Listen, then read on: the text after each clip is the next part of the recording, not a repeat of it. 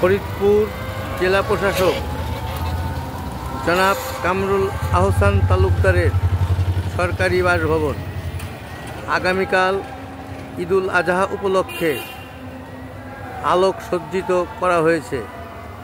প্রতিবারের ন্যায় এবারও কুশল বিনিময় করবেন বলে জানা গেছে।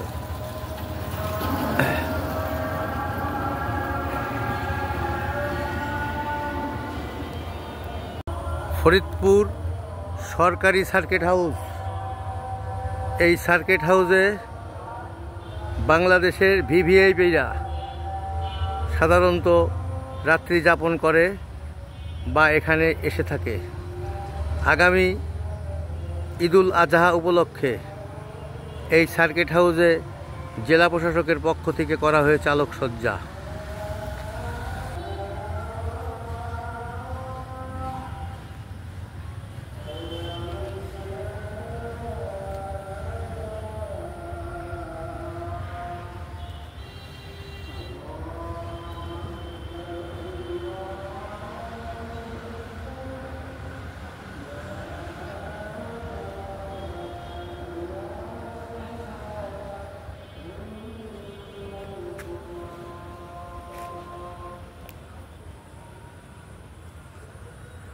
জেলা প্রশাসকের কার্যালয়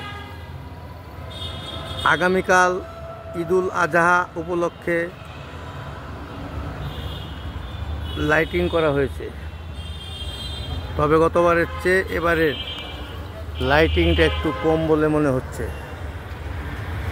এই পাশেই আছে জাতির জনক বঙ্গবন্ধু শেখ মুজিবুর রহমানের মুরাল, শেখ মুজিবুর রহমানের মুরাল।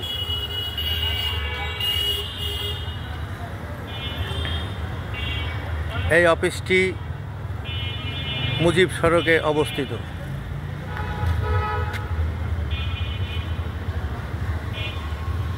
ফরিদপুর পৌরসভা আগামীকাল ঈদুল আজহা উপলক্ষে ফরিদপুর পৌরসভার মেয়র বাবু অমিতাভ বোস